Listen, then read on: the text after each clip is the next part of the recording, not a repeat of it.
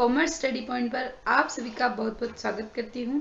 तो फ्रेंड्स, हम कंटिन्यू कर रहे हैं क्लास 11 के सब्जेक्ट इकोनॉमिक्स के साथ, और आज हम कंटिन्यू करेंगे हमारा जो चैप्टर 5 हम कर रहे थे, केंद्रीय प्रवृत्ति के माप। इसके पहले के भागों में हमने सबसे पहले समांतर माध्य क्या होता है इसका देखा था कि क्या इसके सूत्र होते हैं और किस तरह से इसकी गणना की जाती है। फिर इसके दूसरे भाग में हमने देखा था कि प्रैक्टिकल क्वेश्चन, समांतर माध्य की गणना के प्रैक्टिकल क्वेश्चन किस तरह से सोल्व किए जाते हैं। आज हम इसी चैप्टर को कंटिन्यू कर रहे हैं। जो हमारा अगला सांख्यिकी माप है वह है हमारा मध्यिका, कि किस तरह से क्या की जाती है, मध्यिका की गणना की जाती है। फ्रेंड्स, ये जो है ये सभी सांख्यिकी विधियों के माप है, जिसमें पहला था समांतर माध्य और दूसरा है मध्यिका। फ्रेंड्स, समांतर माध्य के लिए मैं 2 वीडियो अपलोड कर चुकी हूँ, जिसमें पहले भाग में ये था कि समांतर माध्य की गणना कैसे की जाती है, क्या होता है केंद्रीय प्रवृत्ति के माप, ये सब हमने देखा था। और जो इसका दूसरा भाग था उसमें हमने समांतर माध्य की गणना के प्रैक्टिकल क्वेश्चन को हमने क्या किया था, सोल्व किया था। तो फ्रेंड्स, यदि अगर आपने उन भागों को नहीं देखा है तो आप स्क्रीन पर आई बटन को प्रेस करें और उन पिछले भागों को देखें। फिर आज हम इस कंटिन्यू कर रहे हैं इसका केंद्रीय प्रवृत्ति, यानी कि हमारे जो सांख्यिकी माप होते हैं उनमें जो दूसरा माप होता है हमारा क्या, मध्यिका। हम शुरू कर रहे हैं मध्यिका के साथ। तो फ्रेंड्स, ये जो मध्यिका होती है, क्या होती है मध्यिका, इसे कहते हैं मीडियन, और ये शो होती है एम, इंडिकेट होती है एम के माध्यम से, कैपिटल एम लिखा जाता है इसके लिए, उसे कहते हैं मध्यिका। तो किसी भी श्रेणी का मध्य मूल्य क्या कहलाता है, मध्यिका कहलाता है। किसी भी श्रेणी का, आपके पास जो भी श्रेणी दी गई है उस श्रेणी में, चाहे वो व्यक्तिगत श्रेणी हो, असमूहित आंकड़ों में, समूहित आंकड़ों में, विविक्त श्रेणी हो या सतत श्रेणी हो, किसी भी श्रेणी का जो मध्य मूल्य होता है, जो मिड वैल्यू होती है, वो क्या कहलाती है, आपकी मध्यिका कहलाती है, मीडियन कहलाती है।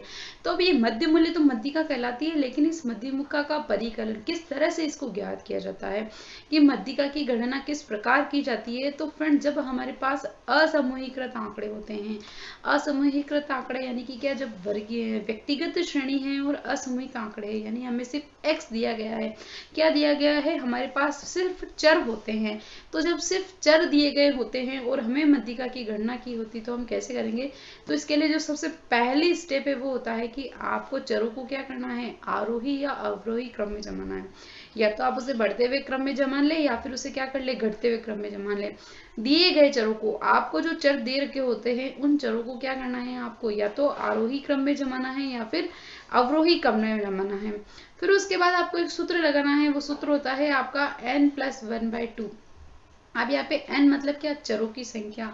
आपको जितने भी चर दिए गए हैं उन चरों की संख्या में 1 को जोड़कर क्या करना है, 2 का भाग लगाना है। वह जो मूल्य आएगा, जो पद आएगा, वह पद मध्यिका होगी। फ्रेंड्स, इस बात को आप यहाँ पे नोट करें, इंपॉर्टेंट मार्क करें कि ये जो उत्तर आएगा वो मध्यिका नहीं होगी, वो पद मध्यिका होगा। यानी कि अगर यहाँ पे मेरा आंसर माना कि 5 आता है, तो उस श्रेणी का 5वां पद मध्यिका होगी, यानी कि 5वें स्थान पे जो मूल्य होगा ना, वो क्या होगी, मध्यिका होगी। 5 कभी भी मध्यिका नहीं होगी, ठीक है फ्रेंड। फिर उसके बाद अब इसमें 2 कंडीशन बनती है। देखो, अगर आपकी जो चर है, अगर वो चरों की संख्या विषम है, माना कि मेरे पास चर थे 7 + 1 8 / 2, यानी कि क्या हो गया, मेरा चौथा पद क्या हो जाएगा, मध्यिका हो जाएगी। लेकिन फ्रेंड्स, अगर वो पॉइंट में आ जाएगा तो क्या करेंगे, यानी कि यदि मेरे चरों की संख्या क्या है, सम है, यानी कि अगर मान लो मेरे पास चरों की संख्या है 7, ठीक है, अगर मेरे पास चरों की संख्या कितनी हो गई, 7, तो मुझे सूत्र क्या लगाना पड़ेगा, सम संख्या है, यानी कि मेरे पास चरों की संख्या है 6 है मेरा n, और मुझे क्या करना है, 1 जोड़ना है। तो मेरी टोटल संख्या कितनी हो जाएगी, 7 / 2, तो मेरा कितना होगा, 3.5। अब मैं 3.5 को कैसे ढूंढूंगी उस श्रेणी में। तो फ्रेंड्स, दोनों पदों का औसत लेंगे, यानी कि तीसरा पद और 0.5 है, तो अगला पद क्या होगा, मेरा चौथा। तो इन दोनों ही पदों का औसत कैसे निकालेंगे, इन दोनों पदों के मूल्य को जोड़कर उसमें डिवाइड कर देंगे 2 का, तो हमें क्या प्राप्त हो जाएगी, मध्यिका प्राप्त हो जाएगी। यानी कि दोनों पदों का क्या लेंगे, औसत लेंगे। आप फिर ध्यान रखें, दोनों पदों का औसत लेना है, यहाँ 3 और 4 का औसत नहीं लेना है। यानी कि श्रेणी में तीसरे नंबर पे जो पद होगा और चौथे नंबर पे जो पद होगा, उन दोनों का योग करके किसका डिवाइड करेंगे, 2 का। तो जो आंसर हमें प्राप्त हो जाएगा वो होगी हमारी मध्यिका। तो आपको सबसे पहले देखना है कि चरों की संख्या क्या है, सम है या विषम है। फिर उसके बाद आपको क्या करना है, सूत्र लगाना है और मध्यिका की ज्ञात करनी है। ये तो बात हुई असमूहीकृत आंकड़ों के लिए। तो बात कर रहे हैं अब हम समूहीकृत आंकड़ों की। ये तो बात की थी असमूहित आंकड़ों की कि समूहित आंकड़ों में मध्यिका की गणना कैसे की जाएगी। तो सबसे पहले हमारे पास समूहित आंकड़ों में हम बात कर रहे हैं विविक्त श्रेणी की। विविक्त श्रेणी क्या, ऐसी श्रेणी जिसमें हमें क्या दे रखा है, एक तो x दे रखा है और एक क्या दे रखा है, f दे रखा है। तो जब x और f दे रखा है तो हम कैसे करेंगे गणना। तो सबसे पहले हम उस श्रेणी की क्या ज्ञात करेंगे, CF ज्ञात करेंगे। CF होती है आपकी संचयी बारंबारता यानी कि क्यूमुलेटिव फ्रीक्वेंसी। अब क्यूमुलेटिव फ्रीक्वेंसी कैसे ज्ञात करते हैं, आपको जो f दे रखे हैं यानी मुझे चर दे रखे हैं यहाँ पे 2 4 6 और मुझे उसके सामने उसकी f दे रखी है 2 3 5 और अगर मुझे इसकी क्या निकालनी है, CF निकालनी, तो ये हो जाएगी मेरी सबसे पहले CF 2, फिर 2 + 3 यानी कि 5 और 5 + 5 यानी कि 10। तो ये क्या है मेरी CF, मेरी क्यूमुलेटिव फ्रीक्वेंसी। तो मुझे सबसे पहले क्या निकालना है, CF ज्ञात करनी है। फिर CF ज्ञात करने के बाद मुझे सूत्र लगाना है कि m = n + 1/2। अब मेरा m क्या होगा, n होगा मेरा यहाँ पे सिग्मा f, यानी कि आपको जो फ्रीक्वेंसी दे रखी है क्या है, 2 3 और 5, इनका योग 2 + 3 + 5 कितना हो जाएगा, ये 10 + 1/2 यानी कि 11/2 क्या मूल्य आएगा, 5.5। इस 5.5 को मुझे कहाँ देखना है, CF में देखना है। ये मेरी CF है, इस CF में मुझे देखना है किस में आएगा, 5.5। अब ये 5.5 5 से तो बड़ा है यानी इसमें आएगा। इसके सामने वाला जो मूल्य होगा, क्या था मेरा यहाँ, इसके सामने वाला मूल्य 6, ये क्या हो जाएगी, मेरी मध्यिका हो जाएगी। फ्रेंड्स मैं इसका अभी आपको प्रैक्टिकल क्वेश्चन करवाऊंगी, आप एक बार सिर्फ इसके फॉर्मूला को अच्छे से समझें कि जब विविक्त श्रेणी होगी तो क्या करेंगे हम, सबसे पहले क्यूमुलेटिव फ्रीक्वेंसी ज्ञात करेंगे, फिर हम सूत्र लगाएंगे n + 1/2 और जो मूल्य आएगा उसे हम किस में देखेंगे, CF में, और उस CF के सामने वाला जो मूल्य होगा, चर होगा, x होगा, वो हमारी क्या हो जाएगी, मध्यिका हो जाएगी। अब बात करते हैं सतत श्रेणी की। सतत श्रेणी क्या, यानी कि हमें को दे रखे हैं वर्ग दे रखे हैं, वर्ग दे रखे हैं और साथ में क्या दे रखी है, फ्रीक्वेंसी दे रखी है। तो जब वर्ग दे रखे हैं और फ्रीक्वेंसी दे रखी है, फिर हमें ज्ञात करनी है मध्यिका। तो कुछ इस तरह से ज्ञात करेंगे। देखो सबसे पहले ज्ञात करेंगे हम CF यानी कि क्या, वही क्यूमुलेटिव फ्रीक्वेंसी जो हम विविक्त श्रेणी में ज्ञात करते हैं। क्यूमुलेटिव फ्रीक्वेंसी ज्ञात करने के बाद क्या करेंगे, हम सूत्र लगाएंगे, क्यूमुलेटिव फ्रीक्वेंसी ज्ञात करेंगे। फिर उसके बाद हम ज्ञात करेंगे मध्यिका वर्ग। मध्यिका वर्ग कैसे ज्ञात करेंगे, आपको सूत्र लगाना है n/2। n/2 यानी कि क्या, आपका सिग्मा f जो भी आएगा उसमें आपको डिवाइड करना है किसका, 2 का।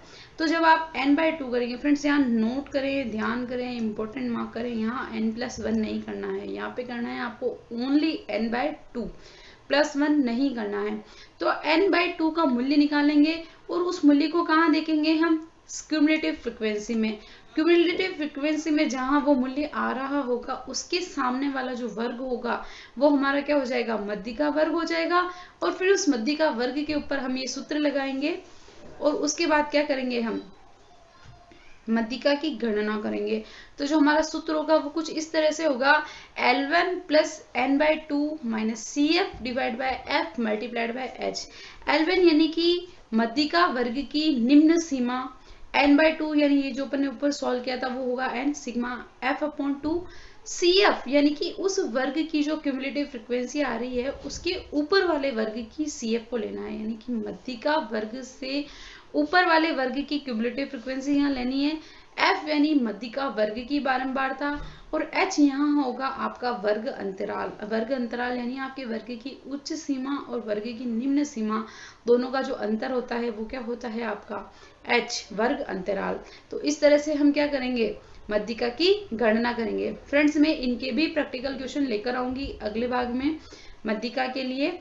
अब बात करते हैं चतुर्थक की। चतुर्थक है आपका क्वारंटाइन, यानी कि जो श्रेणी को 2 भागों में बांटते हैं वो होती है हमारी मध्यिका। जो औसत होता है वो होता है हमारा x बार समांतर माध्य। चतुर्थक 2 भाग होते हैं, प्रथम चतुर्थक यानी कि निम्न चतुर्थक और तृतीय चतुर्थक यानी कि उच्च चतुर्थक। जो ये निम्न चतुर्थक होता है ना, जो निम्न चतुर्थक वो होता है आपकी किसी श्रेणी का 25%। 25% जो होता है वो होता है आपका क्या, प्रथम चतुर्थक। ठीक है। आपका जो 50% मध्य मूल होता है आपकी क्या मध्य का 50%, और जो तृतीय चतुर्थक उच्च चतुर्थक वो होता है आपका 75%। जब किसी परसेंटेज के रूप में हम इन तीनों चीजों को देखते हैं तो 25% पे आता है आपका निम्न चतुर्थक, 75% पे आता है आपका उच्च चतुर्थक, और 50% पे आती है क्या आपकी मध्यिका आती है। तो जब हमें प्रथम चतुर्थक में निम्न चतुर्थ यानी कि प्रथम चतुर्थक की जब हमें गणना करनी होती है तो हमारे पास जो आंकड़े होते हैं उनको वही करना है, आरोही अवरोही क्रम में जमाओ, फिर उसमें सूत्र लगा दो n+1/4, जो पद आएगा वो पद आपका क्या हो जाएगा, चतुर्थक हो जाएगा। और जब हमें तृतीय चतुर्थक उच्च चतुर्थक ज्ञात करना है तो हमें गुणा करना पड़ेगा यहाँ पे पहले 3 से, फिर वही n+1/4 करेंगे, जो पद आएगा वो वाला पद क्या हो जाएगा हमारा उच्च चतुर्थक हो जाएगा। इन सभी का एक एक प्रैक्टिकल क्वेश्चन हम करेंगे फ्रेंड्स आने वाले भाग में। बात करते हैं अब बहुलक की। बहुलक यानी कि आपका क्या मोड। अब फ्रेंड्स ये भी m मध्यिका भी m, तो इसको शो करते हैं z से। किससे शो करते हैं इसको, z से। यानी कि जो सर्वाधिक आवृत्ति वाला पद होता है ना उसको क्या कहते हैं फ्रेंड्स, बहुलक कहते हैं। जो पद बार बार जो मूल्य बार बार किसी श्रेणी में आता है वो होता है आपका बहुलक, और इसको इंडिकेट करते हैं z फॉर जेब्रा। तो बात करते हैं सबसे पहले असमूहीकृत आंकड़ों की। असमूहीकृत आंकड़ों यानी वही आपके पास व्यक्तिगत श्रेणी है और आपके पास सिर्फ दे रखे हैं क्या, चर दे रखे हैं। तो जब सिर्फ चर दे रखे हैं और हमें क्या करना है, बहुलक का परिकलन करना है। फ्रेंड्स हम जिस भी चीज का परिकलन करेंगे, चाहे वो समांतर माध्य हो, मध्यिका हो, बहुलक हो, चतुर्थक हो, सब अलग अलग होगा। कि समूहीकृत आंकड़े हैं तो अलग होगा, समूहित है और असमूहित है तो अलग अलग होगा। समूहित में फिर कौन सी श्रेणी है, वो विविक्त श्रेणी है या फिर वो क्या है, सतत श्रेणी है। उसके बाद अपने को क्या लगाना है, सूत्र लगाना है और उसकी कैलकुलेशन करनी है। तो यहाँ पे असमूहीकृत आंकड़े हैं यानी कि क्या, व्यक्तिगत श्रेणी है और हमें गणना करनी है किसकी, बहुलक की। अब जो बहुलक होता है वो क्या होता है, सर्वाधिक आवृत्ति वाला पद, यानी कि जो चर किसी श्रेणी में बार बार आता है, फ्रीक्वेंसी उसकी फ्रीक्वेंसी क्या है, ज्यादा है, उसकी आवृत्ति ज्यादा है, वह जो पद होता है वो होता है हमारा बहुलक होता है। तो जब हम व्यक्तिगत श्रेणी में बहुलक की गणना करने हैं तो सबसे पहले हम क्या करेंगे, उस श्रेणी को आरोही या अवरोही क्रम में जमाएंगे। यानी हमारे पास जो चर दिए गए हैं उन चरों को हम या तो बढ़ते हुए क्रम में जमाएंगे या फिर क्या करेंगे, घटते हुए क्रम में जमाएंगे। बढ़ते हुए क्रम में या घटते हुए क्रम में, यानी हमें आरोही या अवरोही क्रम में क्या कर लेंगे, व्यवस्थित कर लेंगे। फिर हम देखेंगे कि कौन सा पद कितनी बार आ रहा है। जो पद सर्वाधिक बार उस श्रेणी में आएगा, यानी कि सर्वाधिक बार जो पद रिपीट होगा ना कंटिन्यूस में, वो क्या होगा, हमारा बहुलक कहलाएगा। यानी कि सर्वाधिक आवृत्ति वाला पद ही क्या कहलाता है, बहुलक कहलाता है। व्यक्तिगत श्रेणी के अंत ये बात कर रहे हैं हम। बात करते हैं विविक्त श्रेणी की। अब इस विविक्त श्रेणी में हम किस तरह से निकालेंगे फ्रेंड्स, विविक्त श्रेणी क्या, हमें यानी कि x दे रखा होता है और एक क्या दे रखी होती है, f दे रखी होती है। तो हमारा जो बहुलक क्या होता है, वो सर्वाधिक आवृत्ति वाला पद बहुलक होता है। और सर्वाधिक आवृत्ति यानी कि क्या, फ्रीक्वेंसी f। तो जिस x की यानी जिस चर की f सबसे ज्यादा होती है, जिस चर की फ्रीक्वेंसी सबसे ज्यादा होती है, जिस x की फ्रीक्वेंसी क्या होती है, सबसे ज्यादा होती है, वह चर, वह मूल्य, वह x ही हमारा क्या हो जाता है, बहुलक हो जाता है। क्या आपको मेरी बात समझ में आ रही है क्या फ्रेंड्स? सर्वाधिक आवृत्ति वाला पद जो होता है वो क्या होता है, हमारा बहुलक होता है। और अगर हम बात करते हैं व्यक्तिगत श्रेणी की, यानी कि हमारे को क्या दे रखे हैं, सिर्फ चर दिए गए हैं, सिर्फ x दिया गया है, तो हम उसे आरोही या अवरोही क्रम में व्यवस्थित करेंगे। फिर देखेंगे कि कौन सा पद कितनी बार आ रहा है, तो सर्वाधिक आवृत्ति वाला जो पद हो जाएगा वो क्या होगा, बहुलक हो जाएगा। इसे कहते हैं हम निरीक्षण विधि द्वारा। एक और होती है फ्रेंड्स समूहन विधि, वो अभी आपके नहीं है, आगे आने वाली कक्षाओं में आएगी। समूहन विधि द्वारा बहुलक की गणना, ये निरीक्षण विधि कहलाती है बहुलक की गणना की। तो सर्वाधिक आवृत्ति वाला पद क्या होगा, बहुलक होगा। और विविक्त श्रेणी में हमें दे रखे होता है, एक तो चर दे रखे होते हैं और एक दे रखी होती है बारंबारता, फ्रीक्वेंसी। तो क्योंकि सर्वाधिक आवृत्ति वाला पद ही हमारा बहुलक होता है, तो जिस चर की f सबसे ज्यादा होगी, जिस चर की फ्रीक्वेंसी आवृत्ति सबसे ज्यादा होगी, वह चर ही क्या हो जाएगा, हमारा बहुलक हो जाएगा। तो हमें बहुलक ज्ञात करने पड़े के लिए हम f को देखेंगे, f में जिसका मूल्य सबसे ज्यादा होगा उसके सामने वाला चर क्या हो जाएगा, आपका बहुलक हो जाएगा। बात करते हैं सतत श्रेणी की। सतत श्रेणी में हमें क्या करना पड़ेगा, बहुलक ज्ञात करना पड़ेगा।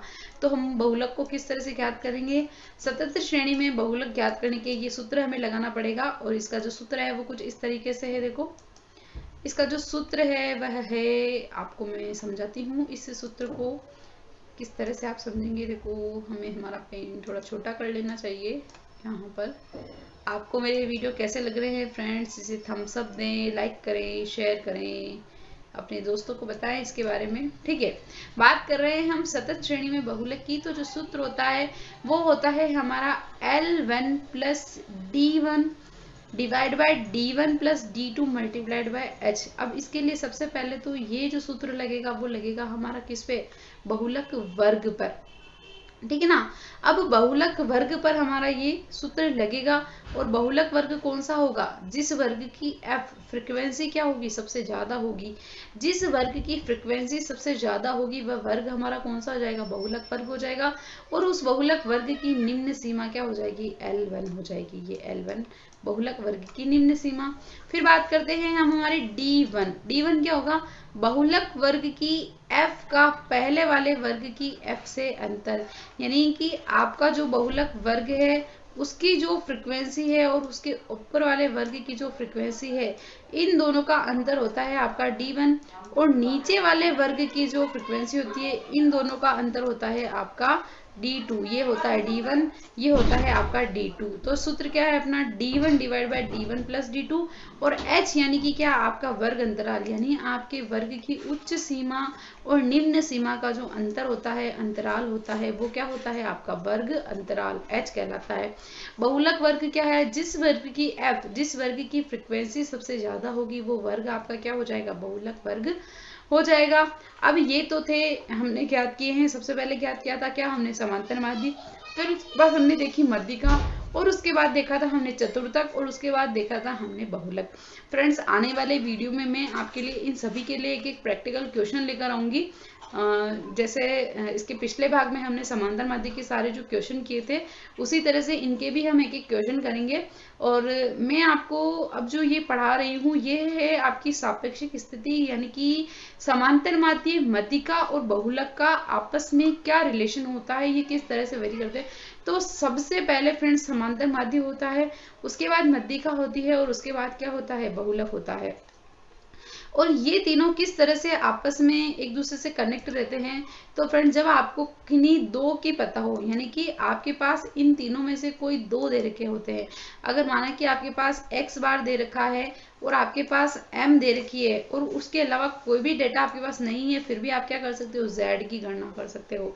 कैसे कर सकते हो बहुलक की गणना, इसके जो रिलेशन है वह है आपका 3m माइनस 2x बार, यानी कि 3 मध्यिका और 2 समांतर माध्य, यानी कि 3 मल्टीप्लाइड बाय m। मध्यिका को गुणा करना है 3 से, और समांतर माध्य को गुणा करना है किससे, 2 से। तो हमें जो अंतर प्राप्त होगा वह अंतर ही हमारा क्या होगा, बहुलक होगा। ये इनका रिलेशन है फ्रेंड्स। अगर हमें मध्यिका ज्ञात करनी है और हमें क्या दे रखा है, x बार पता है और z पता है, और अगर हमें क्या ज्ञात करनी है, मध्यिका ज्ञात करनी है, तो हम सूत्र लगाएंगे 1/3 कोष्टक 2x बार प्लस z। ये क्या हो जाएगी, आपकी मध्यिका हो जाएगी। और अगर आपके पास मध्यिका है और बहुलक है और हमें x बार निकालना है, तो ये हो जाएगा 1/2 3m माइनस z। तो हमें क्या मिल जाएगा, x बार मिल जाएगा। यानी कि आपको किन्हीं दो चीजों के बारे में पता है, तो आप क्या कर सकते हो, उस तीसरी चीज की गणना कर सकते हो। ये मिसिंग फ्रिक्वेंसी के लिए या फिर कुछ अलग एक्स्ट्रा क्वेश्चन हो तो उसमें ये कैलकुलेशन आ सकती है फ्रेंड्स। इसका भी हम एक क्वेश्चन करेंगे, किसी एक क्वेश्चन को लेंगे जिसमें करेंगे। तो फ्रेंड्स, ये चैप्टर यहाँ पे कंप्लीट होता है। इसमें हमने सारे जो सांख्यिकी माप हैं उनके फॉर्मूलाज को डिस्कस किया है। इसका जो अगला भाग मैं आपके लिए लेकर आऊंगी फ्रेंड्स, उसमें मैं इनके प्रैक्टिकल क्वेश्चन को लेकर आऊंगी। तो फ्रेंड्स, आपको मेरा ये वीडियो कैसा लगा, आप मेरे इस वीडियो को पसंद करते हैं तो प्लीज़ इसे लाइक करें, सब्सक्राइब करें और अपने फ्रेंड्स के साथ शेयर ज़रूर करें। मिलते हैं आने वाले भागों में, तब तक के लिए